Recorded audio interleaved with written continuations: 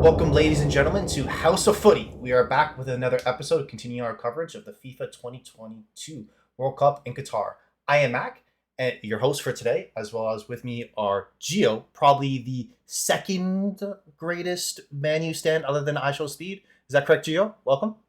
No, I'm gonna have to give that title to Cav. But thank you guys. Thank you guys. I'm here and I'm ready to go. Now that all teams have played their first two group stages games, we'll be discussing what the results mean and look forward to the remaining last round of games. Before we get into it, don't forget to follow us on all our social media, both Twitter and Instagram, which is at House of underscore footy. Also, don't forget to rate, review, and get in touch with us. We love hearing from you guys and we'll love for you to get involved. Our email is houseoffooty at hotmail.com, so feel free to drop any of that stuff there as well. Lastly, we are now uploading to YouTube, which is on, again, House of Footy. So please, if you can, like, subscribe, don't forget to click the like button, all that good stuff, all that you know. And to be able to find the link, it'll be on our Instagram as well as Twitter. But now to the goods. So we're going to start off, and we're going to go through, as I said, every single group. We're going to go through this quick fire. So we're going to, in this part, we're going to go through Group A and B to start off alphabetically, of course, with Group A. The most recent round of games, which happened the furthest away and feel like a millennia ago, at least to me, was Netherlands 1, Ecuador 1, and of course, Senegal beating Qatar 3-1. Going into the final round of games, it is a must-win for Senegal against Ecuador, because right now Senegal are on 3 points, Ecuador on 4, so they need to retain more points to move into position to go out into the round of 16. Whereas Netherlands are facing Qatar, which, of course, if we look it out on paper, Netherlands are favorite. If they pick up a win, of course, then they would qualify and move through as well. So that's where we are in right now. So now I'm going to toss it to you, Gio. Is there a particular, I guess, result from the last round of matches or kind of an expectation going into the last round of matches that stand out to you?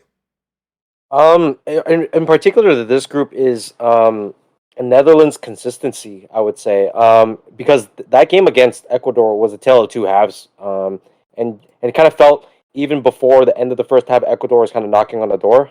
They had a goal disallowed due to an offside. But Netherlands started off strong, but after that goal, they were struggling to create. Um, Other than Frankie De Jong in the midfield, who was trying to be the maestro, and he was kind of like the highlight of their midfield. Um, as soon as they got the ball, nobody, especially in the front three, nobody's really dropping back to help. And even if they were dropping back to help, they weren't able to create much. In particular, Steven Bergwijn, who actually was subbed off right at half for Memphis, who I thought really didn't have a great performance either. So I think they need to do more in terms of helping Frankie. Their defense is solid. I think Virgil's having a decent World Cup. But again, I think Frankie needs help, and the front three needs to do something, whether they start a front three or not, just to add an extra body in the midfield, maybe to help alleviate that pressure, or just some creativity, really. But I think it's important for them to really not take this Qatar game lightly because they still have to win it out, just to be safe. And yeah, and then obviously Ecuador and Senegal, it's going to be completely up to them. Whoever wins kind of moves on. So that's going to be almost like balls to the walls. Especially you don't know exactly how Valencia is doing after being subbed off from an injury. So a lot to play for on both sides, and it'll be interesting if Enner Valencia is on. Outside with Ecuador, just because he's just the heart of that team right now. Everything offensively goes through him, and he creates and he puts away his chances.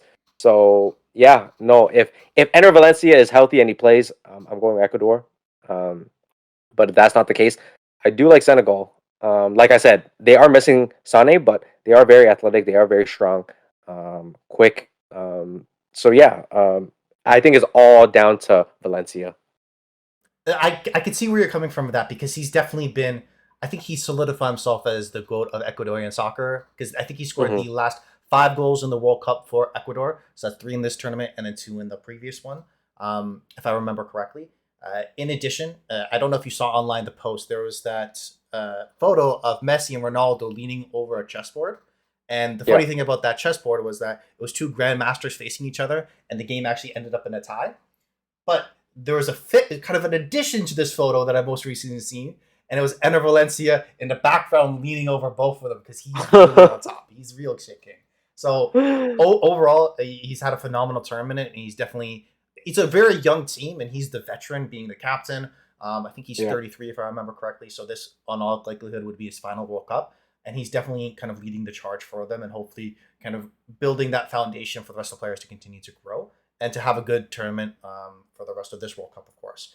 I do want to be able to touch on your disappointment with Netherlands and their consistency of not scoring. And that was definitely a concern going into the tournament for me. In this game against Ecuador, they actually only had 0.07 expected goals because they only had one shot on target and two shots in total. So the only goal that they scored was the only shot on target. So it was very, very poor from them. And Ecuador, Mhm. as you said, they looked better. They weren't in kind of a multitude of chances. They expect a goal of 1.69. So it was right on board for them. It was unfortunate for them to concede, but I do agree because Frankie de Jong is definitely the one that's trying to connect the midfield to the attackers, and he's doing a phenomenal job of that. And I think he is world class. The difference would be is that the people that he's giving the ball up to, the Bergwijns, the Classens, the Depays, they don't have the juice. They don't really have that quality to be able to take somebody one on one, and to be able to score something. And that's really what the play style is either set for, is either from ball to feet into one of the attackers because they don't have a natural kind of hold up play striker. And in their system of a 3-5-2 with wing backs who are bombarding on both sides to put a cross into the box, there isn't kind of a Olivier Giroud there to be able to compete and win a knockdown or something. So I'm very skeptical where the goals come from, unless in the final third there's that moment from Cody Gakpo. I think that's probably about it. I don't see anything else. But what are your thoughts? I think to add to that is just I would actually love to see Cody out on the wing, just to be able to cross balls in for players like Memphis. Because at I think PSV, right? That's where he plays. I'm Yes. pretty sure it's PSV. In at PSV, he does play as a winger. Right now he's playing as a striker and like more of that central forward. But I want to see because I think he's the only front three player um, that the Dutch can provide that can take players on one on one. So with that being said, having him out on the wing, being able to cross balls into the box, I think will benefit them. Just because, yeah, a lot of these guys are more like poacher type scorers. Others creating for them. So whether it be a cross or he drives into the box and he lays it off, whatever the case may be, I think he has that quality to do so. So maybe they can switch up the formation to have him play out on the wing, and I think they can benefit from that as well. I think that's a great shout. He would be interesting there. Maybe they drop Daily Blind, move Dumfries into kind of more of a traditional back four, and what that'll allow them to maybe add into the midfielder where they can move Cody Gakpo to off onto the wing. I do have a shout for. I know this is kind of a deep cut. Burnley for I don't know if he still plays for Burnley, but he did last year because he was the one signed in replacement for Chris Wood, Mm, Wedgehouse. That's the 6'5" striker. I would love to yeah, see him just put him in the box, let him get some knockdowns, let him be able to feast off some crosses, maybe to yeah, start off no, the for game sure. because I don't. Again, the you would what you were looking for from Bergwijn or Gapco if they're up top is try to sift the ball in between feet, try to get somebody on the run, but that really hasn't happened thus far in the World Cup. And playing against a team like Qatar, which I would assume in all likelihood because they're the first team knocked out, they're really just playing for pride. I would assume they're just trying not to lose again and at least come in with Yeah, something. So I wouldn't be surprised if they sit back. So having a tall physical presence in the box to be able to win something, I think is a little bit interesting. But I agree, guess before agree. we wrap up this group, because you did give your take earlier in regards to Ecuador versus Senegal, because that's probably the key matchup. Because I think it's safe to assume Netherlands will at least get a point. Um, in all likelihood, all three against Qatar. That is the Right. matchup of the group, and something that we even talked about before the group started as kind of what we expect to see. We'll decide who will go through. I know you kind of hedged your bets there, depending on Valencia playing or not. Um, is that kind of the only? Is that the major deciding factor, or do you have a favorite, or who would you want to see go through? Um, I would want to see Senegal go through, just because I want them as a nation to not be a nation that is Sadio Mane. Mm. That is solely based on Sadio Mane. Whatever Sadio Mane does will be their success. I think that sells all the players short. They are very talented footballers to be able to compete for a World Cup. So I think yeah, I think as a Senegalese player, I think I'd have that chip on my shoulder too. That we can do it without Sadio. Obviously, we love Sadio, and we would love Sadio to be here and to compete with us. But if I'm a Senegalese player, I'm saying we can go out there and do it just as well. We can prove ourselves. How many World Cups does he have left? Because we're gonna have to live life without him afterwards anyway. So Yeah. so we need to start strong. We need to play strong and compete and prove that we're not just Sadio Mane or Sadio Mane's team. We're a nation. We all play together and we're all here trying to win. No, I see where you're coming from. I like that a lot. But let's move over on to the next group. So this is Group B. The most recent results are England tying the United States of America 0-0, and then of course Iran beating Wales 2-0. Uh, Going into the next round of games, it's a must win for USA versus Iran. With Iran beat at 3 points and USA at two. So even though they did sneak a point past England, that really didn't help them a whole lot in regards to their positioning within the group in some aspects. Whereas now England are on 4 points and they're facing Wales on 1 point. So again, Wales have to win and hope a tie goes the other way. So they're in a much tougher position. So really all to play for this group. And of course, if England come up with win, they're guaranteed to be in first spot within the group. So I guess I want to be able to start off with this is that for me, I was reading a couple things in regards to the actual game that had goals coming in out of the most recent round of fixtures with Iran to Wales nothing. Is that Wayne Hennessy, of course, is the first player at this World Cup to receive a red card. And he got that in the 86th minute after VAR overturned the initial referee's decision. And he's actually the third goalkeeper ever to get a red card in a World Cup, which for me, I was actually surprised about. There wasn't more daft goalkeepers in the 60s or 70s making these type of last ditch tackles. So a little bit surprised at that, but the impact that it had, of course, then that was the 86th minute the red card happened. Iran goes on to score it in the 98th and 99th minute, which left Wales absolutely floundering towards the end of the game. But let me start there.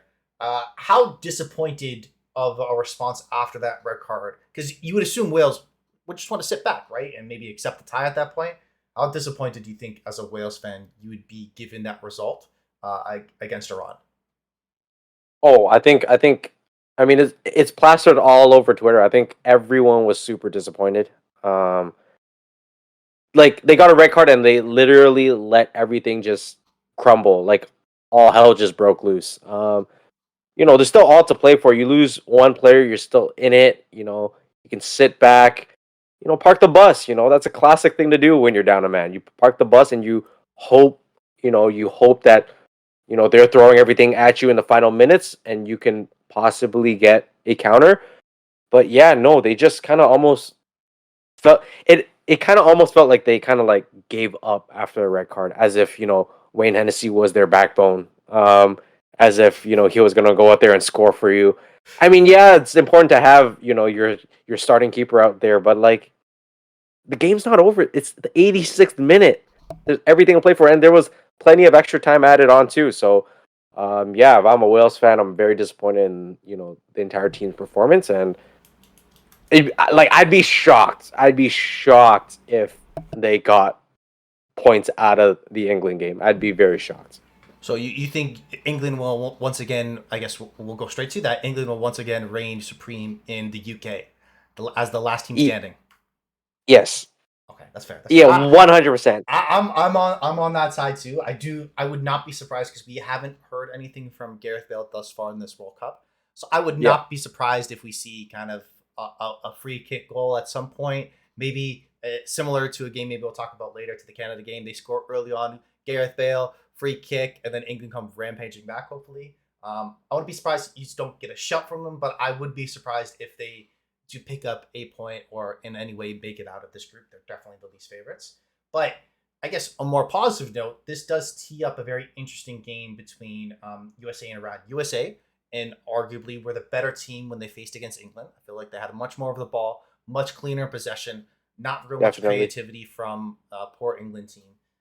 I think a couple players have probably had the worst England performance outing ever, like Saka. Looked very, very poor. Sterling, I didn't know if him and I had the same level of impact on that game, to be honest.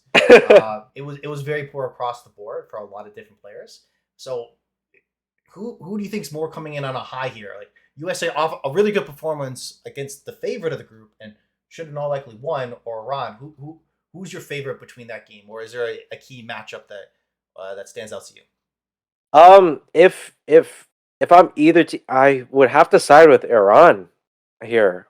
England. So the U.S. Look, you played so well, but you failed to put a goal into the back of the net, and I think that's what every even pundit was saying. You played so well, but you couldn't generate the offense. In which you are kind of more gifted on that offensive side as opposed to the defensive side. So I they haven't generated much offense in the tournament at all. If I remember correctly, how how many goals did they really score this tournament? The Americans won. Let's one goal. Yeah, they scored So one goal against Wales in the first game, in which they tied.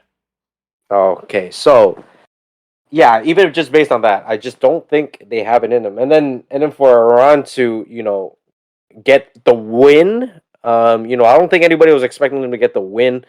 For them to get the win and just to have hope that it's anybody's game, knowing that the U.S. aren't really threatening in terms of the offense. Who knows? Because they might have another great game in general, like they did against England, but they still got to put away the goals, and they haven't yet. So if I'm Iran, I am going in with that mentality that we're gonna beat them. They can't score, and we know we can. We have the guys to do so, and we trust our guys. So I think if I'm either team, I think I'm siding with Iran on this one.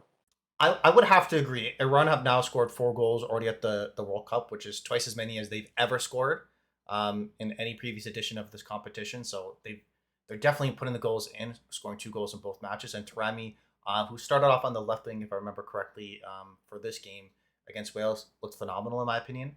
I know it was fortunate for them because they had their two best opportunities, and it was funny to see the timing of their expected goals, where it was kind of like 0.0 something, nothing really created. Suddenly, the 90th minute, boom! That's where you all have expected goals from.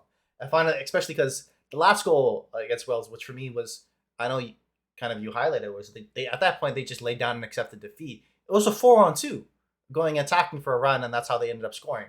You're only one man down, not 3 or 4. How All the hell? right. I know you're chasing the tie to get something, but seriously, so they just dug themselves a bigger hole with that result. So for me, I do see Iran coming into this tie against the U.S. As the favorite. I think they have a little bit more edge to them, as well as defensively. They did look very, very sound against Wales. They weren't able to create anything, even when they brought Kiefer Moore on, who was really a major factor in the Wales against USA game. So I'm definitely going to go with Iran going through, which I would have not have said pre World Cup because they were my pick to go fourth in this group, to be honest. So definitely a surprise for them, and I've loved watching them play. Even though it is unfortunate for the Americans because if they did pick up a goal in this game against England, then that could have shaken up this group in a whole different level where we have no idea what's going to happen, right? So I think that's what we'll take a break from here for our recap of the World Cup games, at least the second round. So when we come back, we're going to continue on with group C and D. So stay with us.